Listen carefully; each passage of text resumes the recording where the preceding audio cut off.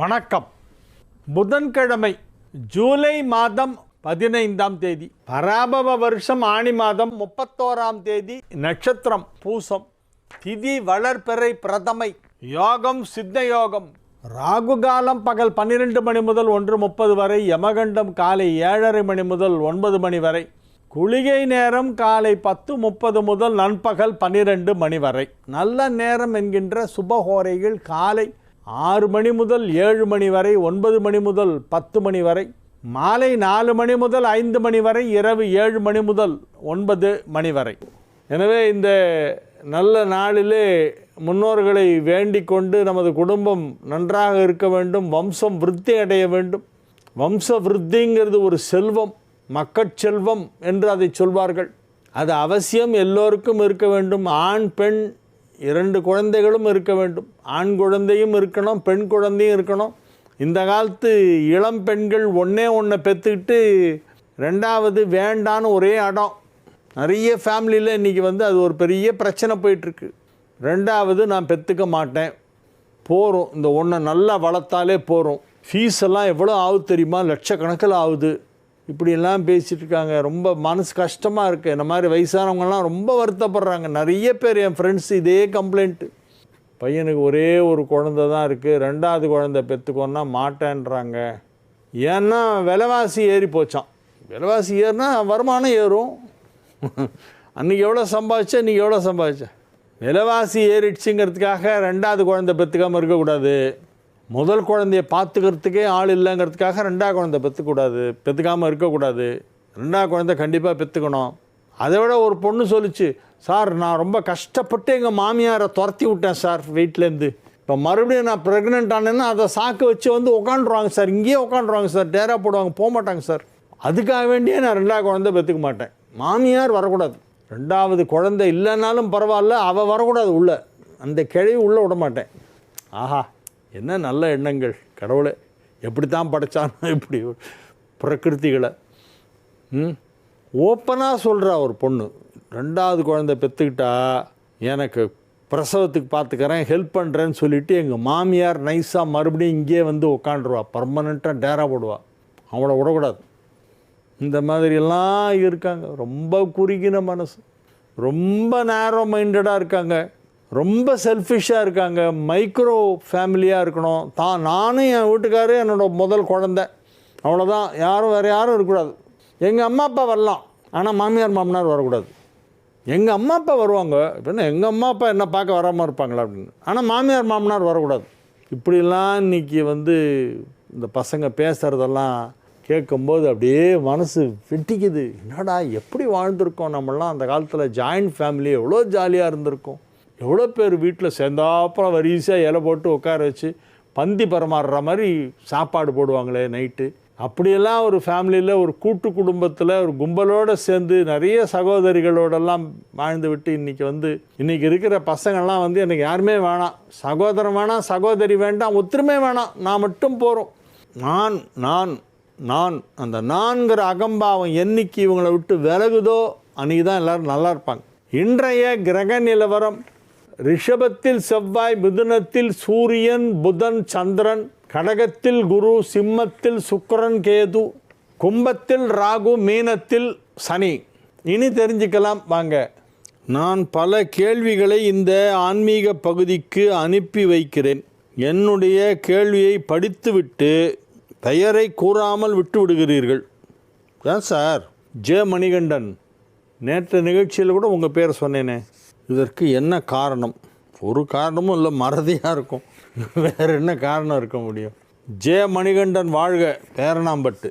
சூரியனும் செவ்வாயும் எந்த லக்னமாக இருந்தாலும் 2ஆம் இடத்தில் இருப்பது சிறப்பு இல்லை என்கிறார்களே, உண்மையா? அப்படி இல்லை.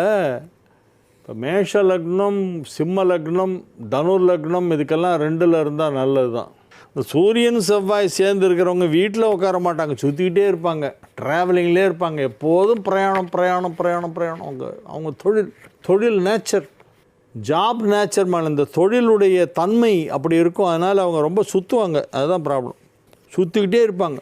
சில பேர்லாம் ஆஃபீஸ் வேலையாக 25 நாள் டூர் போயிட்டுருப்பாங்க, சேல்ஸில் இருப்பாங்க, ஊராக போகணும். சூட்கேஸை தூக்கிட்டு. சேல்ஸில் இருக்காங்கன்னா அவங்களுக்கு வந்து முன்னெல்லாம் சொல்லுவாங்க, கையில் பை, கழுத்தில் டை, வாயில் பொய், இது 3 வேணும் அப்படின்னு. கையில் பை, கழுத்தில் டை, வாயில் பொய், இது இருந்தாக்க சேல்ஸில் வந்து இது போய் சேல்ஸ் ரெப்ரசன்டேட்டிவ் வேலைக்கு போகலாம் அப்படின்னு. அந்த மாதிரி இந்த ஜாப் நேச்சர் என்ன பண்ணும், உங்களை வீட்டில் உட்கார விடாது. எங்கேயாவது டூர் போயிட்டுகிட்டே இருப்பாங்க. ஆஃபீஸ் டூருன்னு அடிக்கடி வெளியூர் போகிறாங்கலாம். அவங்களுக்கு 2ஆம் இடத்தில் சூரியனும் செவ்வாயும் இருக்கும். சூரியனும் செவ்வாயும் இணைந்திருப்பவர்களுக்கு திருமணம் செய்யும் பொழுது அதே போல் சூரியனும் செவ்வாயும் ஏதாவது ஒரு கட்டத்திலே அந்த பெண்ணுக்கும் சேர்ந்திருக்க வேண்டும். பெண்ணுக்கு சேர்ந்திருந்தால் ஆணுக்கும் சேர்ந்திருக்க வேண்டும், ஆணுக்கு சேர்ந்திருந்தால் பெண்ணுக்கும் சேர்ந்திருக்க வேண்டும். 2 பேருக்கும் சூரியன் செவ்வாய் காம்பினேஷன் ஒரே கட்டத்தில் வந்து இருந்தால், அது எந்த கட்டமாக இருந்தாலும் சரி, 12 கட்டத்தில் எங்கே இருந்தாலும் சூரியன் செவ்வாய் ஒருத்தருக்கு இருந்தால் இன்னொருத்தருக்கு இருக்கணும். அப்படி இருந்தால் அவர்கள் சண்டை போட்டு கொண்டு பிரிய மாட்டார்கள். வேலை நிமித்தமாக சந்தோஷமாக டாட்டா பாய் அப்படின்னு சொல்லிட்டு கிளம்புவாங்க. அப்பவும் பிரிவு உண்டு, ஆனால் சந்தோஷமாக பிரிவு. சப்போஸ் ஒருத்தருக்கு இருந்து இன்னொருத்தருக்கு இல்லைன்னா அடிக்கடி சண்டை போட்டுன்னு கோச்சுன்னு அந்த பொண்ணு அம்மா வீட்டுக்கு போய் உட்காந்து வரமாட்டேங்கும். இந்த மாதிரி பிரிவுகள், சண்டை சச்சரவெல்லாம் ஏற்படுவதற்கும் இந்த சூரியன் செவ்வாய் சேர்க்கை ஒரு காரணம். ஆர்எஸ் ஜெயக்குமார், முத்துப்பேட்டை. ஜே மணிகண்டன், மனுநீதி கண்ட சோழன் யார்? மேலை பெருமழை அப்படிங்கிற ஊர்லேருந்து எம்எஸ் ராமச்சந்திரன் என்பவர் கேட்கிறார். சென்னை உயர்நீதிமன்ற வளாகத்தில் மனுநீதி சோழன் சிலையை வைக்கப்பட்டுள்ளது. மனுநீதி சோழன் ஆட்சி செய்த பகுதி எது? மனுநீதி சோழன் ஆண்ட பகுதி வந்து பூம்புகார் தான் வந்து தலைநகராக வைத்து கொண்டு ஆண்டார். அவர் கடல் வர்த்தகத்திலே அதிக கவனம் செலுத்தினார். மக்களுக்கு நீதி வழங்குவதிலே அவருக்கு நிகராக யாரையும் சொல்ல முடியாது. என்ன ஒரு குறை அப்படின்னாலும் எந்த நாட்டிலே உள்ள எல்லா பிரஜைகளுக்கும் சமமான நீதி. நாட்டிலே உள்ள பிரஜைகள் தன்னுடைய குறைகளை வந்து மன்னனிடம் சொன்னால் உடனடியாக விசாரணை நடத்தப்படும், தீர்ப்பு வழங்கப்படும். ஒரு மாடு என்ன பண்ணுது, அங்கே ஒரு மணி கட்டியிருப்பாங்க அந்த அரண்மனை வாசலில். அதை வந்து எல்லாரும் வந்து ஏதாவது பிரச்சனைன்னா வந்து அடிப்பாங்க. மணி அடித்தா ஓடி வந்துடுவார் ராஜா. என்ன பிரச்சனை அப்படின்னு. உடனே அவங்க ஏதோ ஒரு குறை ஒன்று தவறு நடந்து விட்டதாக சொன்னால் உடனே அந்த தவறை நிவர்த்தி செய்து விடுவார். ஒரு நாள் மாடு வந்து மணி அடிக்குது. என்னடா மாட்டுக்கு என்னடா பிரச்சனை, மாடு வந்து மணி அடிக்குதுன்ட்டு எல்லோரும் வந்து பார்க்குறாங்க. மனுஷங்க தான் இது வரைக்கும் கம்ப்ளைண்ட் கொடுத்துருக்காங்க, மாடு கம்ப்ளைண்ட் கொடுக்குது அப்படின்னு பார்த்தா இந்த மாடு கூப்பிட்டு போய் காமிக்குது. பார்த்தா அதோடைய கண்ணுக்குட்டியை வந்து அந்த ராஜாவுடைய பையன் இளவரசர் ஒரு சின்ன ரதத்தை ஓட்டி கொண்டு வருகிறார். அதில் அந்த கண்ணுக்குட்டி அடிபட்டு செத்து போயிடுது. அதுக்கு மகாராஜா என்ன பண்ணோம், அந்த மாட்டுக்கிட்ட மாடே என்னை மன்னிச்சிரு, என் பையன் தெரியாமல் ஏற்றிட்டான் அப்படின்னு ஏதாவது சொல்லி, அந்த மாட்டுக்கு அவ்வளோ தூரத்துக்கு புத்தி இருக்குல்ல, மணி அடிக்கிற அளவுக்கு தெரியுதுல்ல. அப்போ ராஜா மன்னிப்பு கேட்டால் தெரியாதா?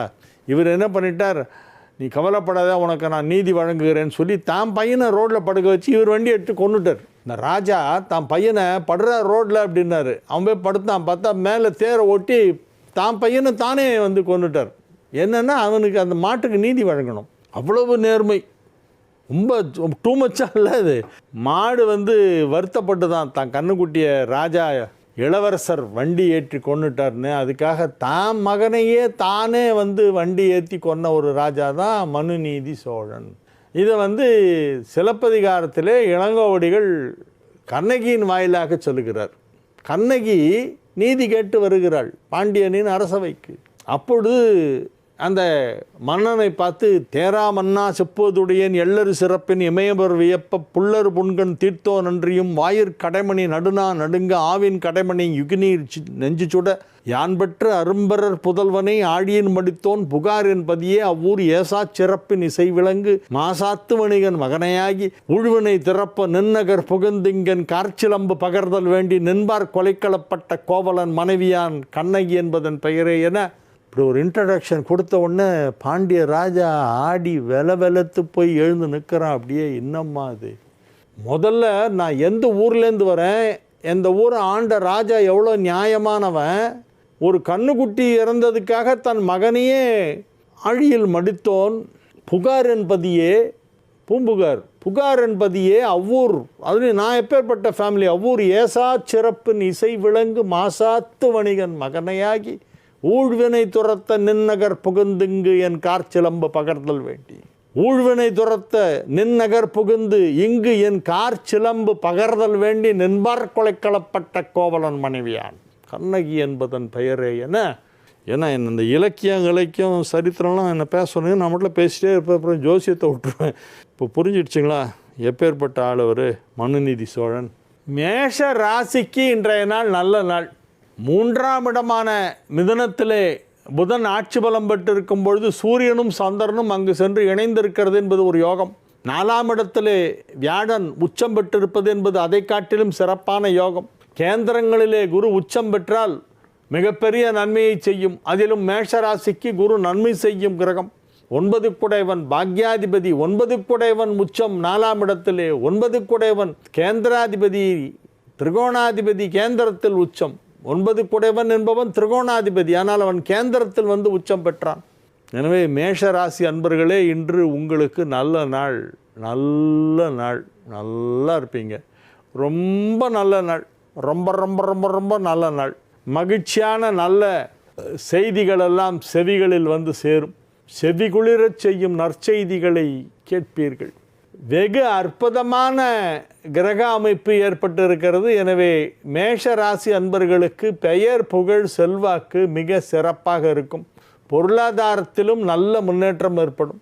வியாபாரம் விருத்தி அடையும். உத்தியோகத்தில் பதவி உயர்வு கிடைக்கும். குழந்தைகள் நன்றாக படிப்பார்கள். திருமண வயதில் உள்ள மேஷ ராசினருக்கெல்லாம் இப்பொழுது திருமணம் நிச்சயமாகும். பரணி நட்சத்திர பையங்களுக்கெல்லாம் சுவாதி நட்சத்திர பொண்ணு கிடைக்கும். பரணி நட்சத்திர பையனுக்கெல்லாம் சுவாதி நட்சத்திர பொண்ணு கிடைக்கும். இன்றைக்கி இப்படின்னா ட்ரை பண்ணி பாருங்களேன். நான் இப்படி சொல்கிறார் இவர் அப்படின்னு பாருங்களேன். நீங்கள் நான் சொல்கிறேன்னா நீங்கள் ட்ரை பண்ணி பாருங்கள். சுவாதியில் ஏதாவது வரன் ஜாதகம் வருதான்னு பாருங்கள். அதை போய் பாருங்கள், பிடிச்சிரும் உங்களுக்கு. டப்புன உடனே அங்கேயே தலையாட்டிடுவீங்க. எனவே இது ஒரு நல்ல நாள். திருமண நேரம் நெருங்கி விட்டது. திருமணத்திற்கான முயற்சியை துரிதப்படுத்துங்கள், முடுக்கி விடுங்கள். நன்மைகள் அதிக அளவில் நடைபெறுகின்ற நல்ல நாள். ரிஷப ராசிக்கு இன்றைய நாள் மிகச்சிறப்பான நாள். மிக மிக மிக சிறப்பான நாள். அற்புதமான நாள். நல்ல நாள். அது வேணும் நல்ல நாள் அப்படின்னு சொன்னால் போகாது. அது என்ன நல்ல நாள், அவ்வளோ நல்லா இருக்குங்க. அதனால் அழுத்தணும் இல்லை அதை. அப்போ தான் அவ்வளோ நல்லா இருக்குன்றது எப்படி தெரியும்? அளவை நீங்கள் எப்படி காமிப்பீங்க? அந்த ஸ்ட்ரெஸ் பண்ணுறதை வச்சு தான் சொல்ல முடியும். அதில் தான் அந்த பாவம் வெளிப்படும். நல்ல நாள், ரொம்ப நல்லா இருக்கு. மிக மிக மிக சிறப்பான நன்மைகள் நடைபெறக்கூடிய நல்ல நாளாக ரிஷபத்திற்கு இன்றைய தினம் விளங்குகிறது. மகிழ்ச்சியாக இருப்பீர்கள். 2ஆம் இடமான மிதுனத்திலே சூரியன் சந்திரன் புதன் சேர்க்கை ஏற்பட்டிருக்கிறது. 2, 3, 4, 5 ஆகிய வீடுகளுக்கு அதிபதியான கிரகங்கள் 2, 3, 4, 5 ஆகிய வீடுகளுக்கு அதிபதியான கிரகங்கள் 2ஆம் இடத்தில் இணைந்திருப்பது ஒரு யோகம். எனவே இது ஒரு மிகச் சிறப்பான யோகம், மிகச் சிறப்பான நல்ல நாள். உங்கள் வியாபாரத்தில் கொடிகட்டி பரப்பீர்கள். வியாபாரம் செய்து கொண்டிருக்கும் ரிஷபராசினருக்கெல்லாம் அதில் நல்ல வருமானம் வரும். உத்தியோகத்தில் இருப்பவர்களுக்கு அலுவலகத்திலே பாராட்டு மழை குவியும். பாராட்டு மழை பொழிவார்கள், நனைவீர்கள். உங்களுடைய சாதனைகளை அனைவரும் ஒப்புக்கொள்வார்கள். உங்களுடைய திறமைகள் வெளிப்படும் நேரம் வந்துவிட்டது.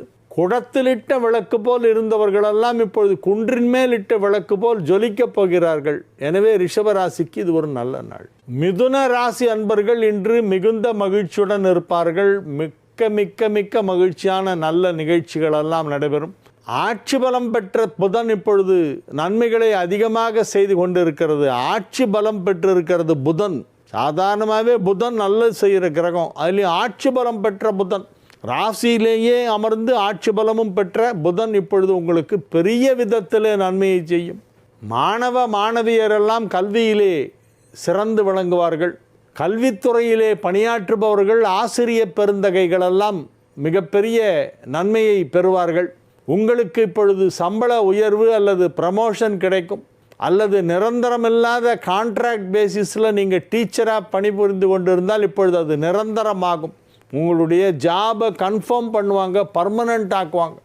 அந்த மாதிரி ஒரு வாய்ப்பு கிடைக்கும். அல்லது வேறு இடத்திலே இதே மாதிரி டீச்சிங் ப்ரொஃபஷனில் வேலை கிடச்சி இடமாற்றம் ஏற்படும். அதனால் சம்பளம் அதிகரிக்கும், 2 மடங்காகும். டீச்சிங் ப்ரொஃபஷனில் இருக்கிறவங்களுக்கெல்லாம் நல்ல சம்பளம் கொடுக்கணும். பாவம், அவங்க எப்படி கஷ்டப்பட்டு குழந்தைங்களை மோல்டு பண்ணுறாங்க.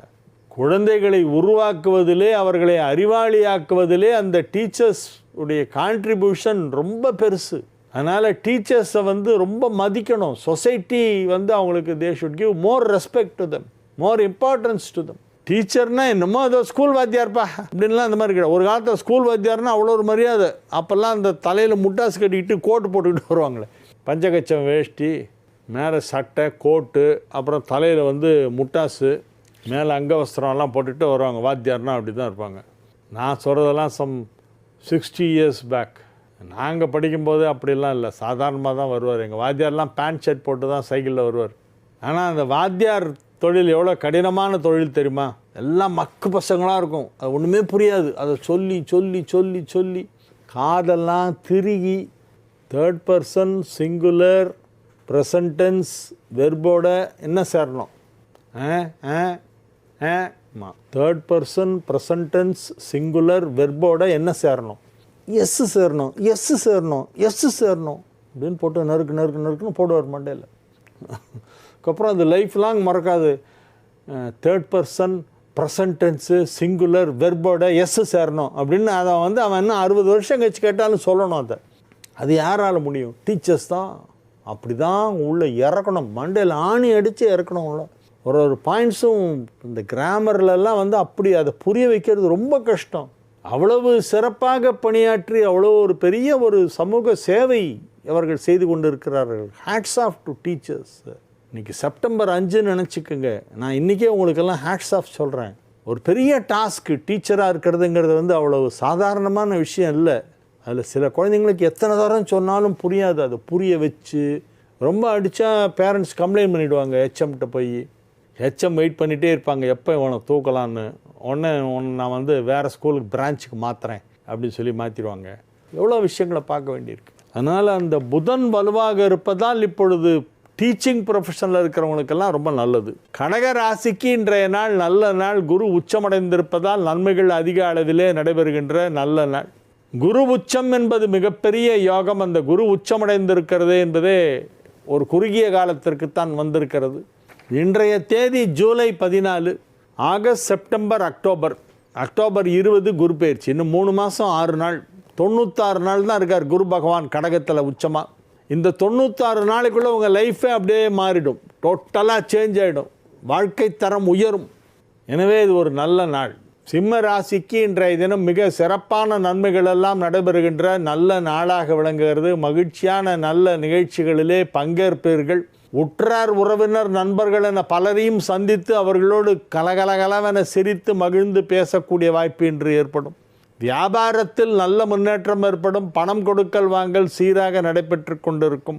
குடும்பத்தில் அனைவரும் ஒற்றுமையாக இருப்பார்கள். மகிழ்ச்சியான நல்ல தகவல்கள் வந்து சேரும். எனவே இது ஒரு நல்ல நாள். கன்னி ராசிக்கு இன்றைய நாள் மிக சிறப்பான நன்மைகள் நடைபெறுகின்ற நல்ல நாள். 10ஆம் இடத்திலே சூரியன் சந்திரன் புதன் சேர்க்கை ஏற்பட்டிருப்பது மிகப்பெரிய யோகம். 11ஆம் இடத்திலே குரு உச்சமடைந்திருப்பது அதை காட்டிலும் பெரிய யோகம். மிக மிக அற்புதமான நிலையிலே கிரகங்களெல்லாம் அமைந்திருக்கின்றன. எனவே அனைத்து விதமான நன்மைகளும் நடைபெறக்கூடிய நல்ல நாளாக இந்த நாள் விளங்குகிறது. கன்னி ராசிக்கு இப்போ வந்து ஆரோக்கியம் நல்லா இருக்கும். ஆரோக்கியத்தில் ஏதேனும் குறைபாடு ஏற்பட்டால் அது சரியாகிவிடும். குடும்பத்தில் அனைவரும் ஒற்றுமையாக இருப்பார்கள். குடும்ப வாழ்க்கை மகிழ்ச்சியாக இருக்கும். குடும்பத்தில் அனைவரும் சந்தோஷமாக இருப்பார்கள். எனவே இது ஒரு நல்ல நாள். துலா ராசிக்கு இன்றைய நாள் மிக சிறப்பான நாள், மகிழ்ச்சியான நாள். வெற்றிகரமாக உங்கள் பணிகளை செய்து முடிக்கக்கூடிய நல்ல நாளாக விளங்குகிறது. வியாபாரம் செய்து கொண்டிருக்கும் துலா ராசியினருக்கெல்லாம் அதில் பெரிய முன்னேற்றம் ஏற்படும். விருச்சிக ராசிக்கு இன்றைய நாள் சந்திராஷ்டமம் இருக்கிறது. இரவு 8:42 வரை சந்திராஷ்டமம். இன்றைக்கி ஆல்மோஸ்ட் ஃபுல்லாகவே இருக்குது சந்திராஷ்டமம் தான் விருச்சிகத்துக்கு. அதனால் ஜாகிரதையாக இருங்க, ரொம்ப பேசாதீங்க. வெளியிலலாம் போகும்போது பணம்லாம் எடுத்துகிட்டு போகாதீங்க, கேஷை எடுத்துகிட்டு போகாதீங்க. கார்டை மட்டும் வச்சுங்க, பத்திரமா வச்சுங்க கார்டை. நன்மைகள் நடைபெறுவதற்கான வாய்ப்பும் ஒரு சில விருச்சிக ராசியினருக்கு இருக்கிறது. முற்றிலுமாக இது ஒரு மோசமான நாள் என்று நான் சொல்லவில்லை. சந்திராஷ்டமம் இருப்பதால் சற்று எச்சரிக்கையாக இருக்க வேண்டும். கோபத்தை கட்டுப்படுத்த வேண்டும். கோபம் வராமல் அதை கட்டுப்படுத்துவது தான் புத்திசாலித்தனம். கோபம் வந்த பிறகு அது பிறகு ஒன்றும் பண்ண முடியாது, அது வெடிச்சிடும் வெளியில். You should not get perturbed. அதனால் பத்திரமாக பார்த்து கொள்ள வேண்டிய நாள். தனுசு ராசிக்கு இன்றைய நாள் மகிழ்ச்சியான நாள், நன்மைகள் அதிக அளவிலே நடைபெறுகின்ற நல்ல நாளாக விளங்குகிறது. அம்மன் அருள் உங்களுக்கு நிறைய இருக்கிறது. அம்மன் கோவில் ஏதேனும் ஒன்றுக்கு செல்லக்கூடிய வாய்ப்பு இன்று உங்களுக்கு கிடைக்கும். அம்மனை வழிபடுங்கள், காளி மாதாவை வழிபடுங்கள். காளி மாதா, காளி வழிபாடு செய்தால் உங்களுக்கு மிகவும் நல்லது. எந்த ஊர் காளியாக இருந்தாலும் பரவாயில்ல, ஏதாவது காளி கோயிலுக்கு இன்றைக்கி போனால் ரொம்ப நல்லது. காளி வழிபாடு மூலமாக நிறைய நன்மைகள் உங்களுக்கு கிடைக்கப் போகின்றன. அது இன்று துவக்கம் செய்தால் நல்லது. இன்னிலேருந்து ஆரம்பித்து டெய்லி காளி தேவியை கும்பிடுங்க, காளி மாதாவை வணங்குங்கள். மகர ராசிக்கு இன்றைய நாள் மகிழ்ச்சியான நாள். 7ஆம் இடத்திலே குரு உச்சமடைந்து ராசியை பார்த்து கொண்டிருக்கிறது. வியாபாரம் செய்து கொண்டிருக்கும் மகர ராசியினருக்கெல்லாம் நிறைய வருமானம் கிடைக்கும். எல்லா விதமான நன்மைகளும் நடைபெறும். ஆரோக்கியம் நன்றாக இருக்கும். குடும்பத்தில் அனைவரும் ஒற்றுமையாக இருப்பார்கள். மாணவர்கள் நன்றாக படிப்பார்கள். உத்தியோகத்தில் இருப்பவர்களுக்கு அலுவலகத்திலே சிறிய பதவி உயர்வு கிடைக்கும். ஒரு பேருக்கு சும்மாவான ஒரு உணவாக்கட்டைக்கு சின்ன பதவி உயர்வு அப்படின்னு ஒன்று கொடுப்பாங்க. நன்மைகள் நடைபெறும். அதிக அளவிலே நடைபெறுவதற்கான வாய்ப்பும் இருக்கிறது. எனவே இது ஒரு நல்ல நாள். கும்பராசி அன்பர்கள் இன்று மிகுந்த மகிழ்ச்சியுடன் காணப்படுவார்கள். 5ஆம் இடத்திலே சூரியன், சந்திரன், புதன், நல்ல காம்பினேஷன். 3 கிரகம், சூரியன், சந்திரன், புதன், எல்லாம் எங்கே இருக்குது? 5ல் இருக்குது. 5ஆம் இடத்திற்கு அதிபதி புதன். அந்த புதனே 5ல் உட்கார்ந்துருக்காரு. எவ்வளோ பெரிய யோகம் பார்த்தீங்களா? 5 குடைவன் 5ஆம் இடத்திலே ஆட்சி பலம் பெற்று வலுவாக சூரிய சந்திராலோடு இணைந்திருக்கின்ற மிகச் சிறப்பான கிரக அமைப்பு. எனவே பதவிகள் கிடைக்கும், பதவி உயர்வு கிடைக்கும், குழந்தை பாக்கியம் கிடைக்கும். திருமணமான இளவயது கும்பராசினருக்கெல்லாம் இப்பொழுது குழந்தை பாக்கியம் கிடைக்கும். தயவு செய்து குழந்தை பாக்கியம் கிடைக்கும் ஒரு யோகம் வந்தால் அதை நீங்களாகவே தடுத்து நிறுத்தி கொள்ள வேண்டாம். நமது சாஸ்திரங்களில் பெரிய பாவம் எது, பஞ்சமா பாத்தகங்கள்லாம் என்னெல்லாம் அப்படின்னு பார்த்தா அதில் சிசுஹத்தனன்னு ஒன்று வருது. அப்படின்னா அபார்ட் பண்ணுறது. தன் வயிற்றில் வளரும் கருவை தானே வலிய சென்று அபார்ஷன் பண்ணுறாங்களே, அந்த அபார்ட் பண்ணுறது தான் பஞ்சமா பாதகத்தில் ஒன்றும். ஐயோ, ரொம்ப கொடூரமான பாவம் அது. தயவு செஞ்சு பண்ணாதீங்க. உங்களுக்கு புள்ள பத்துக்க இஷ்டம் இல்லைன்னா தடுப்பு முறைகள்லாம் எவ்வளவோ இருக்கே, அதை ஏதாவது யூஸ் பண்ணுங்கள். ஒன்ஸ் தங்கெடுத்து கன்சீவ் ஆயாச்சு, 30 நாள் தாண்டி எடுத்துன்னா அதுக்கப்புறமா நீங்கள் கையே வைக்கக்கூடாது சொல்லிட்டேன். பெரிய பாவம். ஏன்னா உங்கள் தாத்தா பாட்டி, கொள்ளு தாத்தா கொள்ளு பாட்டி யாரோ முப்பாட்டனார் பிறக்கிறதுக்காக வராங்க, அவங்கள நீங்கள் கொல்றீங்க. எவ்வளோ பெரிய சின்னு அது. ப்ளீஸ் அதை மட்டும் பண்ணாதீங்க. இனிமேல் பெண்களே, தாய்க்குளமே, நான் உங்களை கையெடுத்து கும்பிட்றேன், காலை தொட்டு கும்பிட்றேன், தயவு செஞ்சு அபார்ஷன் மட்டும் பண்ணாதீங்க. அபார்ஷன் பண்ணுறத போல் பாவம், பிக்கஸ்ட்டு சின் என்ன, மிகப்பெரிய பாவம் என்னென்னா அபார்ஷன் பண்ணுறது தான். நமது முன்னோர்களை நாம் கொல்வதற்கு சமம், கொலை செய்வதற்கு சமம். அதை மட்டும் செய்யாதீர்கள். இன்றைக்கி அமாவாசையாக இருக்குது, முன்னோர்கள் வழிபாடு செய்யும் நாள். இன்றைக்கி சொல்கிறேன், நீங்கள் எல்லாம் மனசில் வாங்கிக்கங்க. தயவு செஞ்சு பிற்காலத்தில், எதிர்காலத்தில் அந்த தவறு செய்யவே கூடாது. கன்சீவ் ஆகாமல் ப்ரிவெண்ட் பண்ணுறதுக்கு ஏதாவது மெத்தட் இருந்தால் அதை நீங்கள் பண்ணிக்கிங்க. கன்சீவ் ஆகாமல் தடுக்கலாம். ஆனால் ஒன்ஸ் அது கரு வந்துருச்சு அப்படின்னா அதுக்கப்புறமா அதை அபார்ட் பண்ணுற உரிமை கிடையாது. நம்ம சாஸ்திரம் அதை மிக கடுமையாக கண்டிக்கிறது, வன்மையாக கண்டிக்கிறது. உயிர் கொலை என்று சொல்லுகிறது, முன்னோர்களை கொலை செய்த பாவம்னு சொல்லுது. சில பேர்லாம் சொல்கிறாங்க, என்ன சார் நான் எப்போ பாரு கஷ்டப்படுறேன், நான் என்ன ஒரு பாவமும் பண்ணலையேம்பாங்க. நல்லா விசாரித்து பார்த்தீங்கன்னா அபார்ஷன் பண்ணியிருப்பாங்க. அதனால தான் அந்த ஃபேமிலியில் யாருக்குமே கல்யாணமே ஆகாது.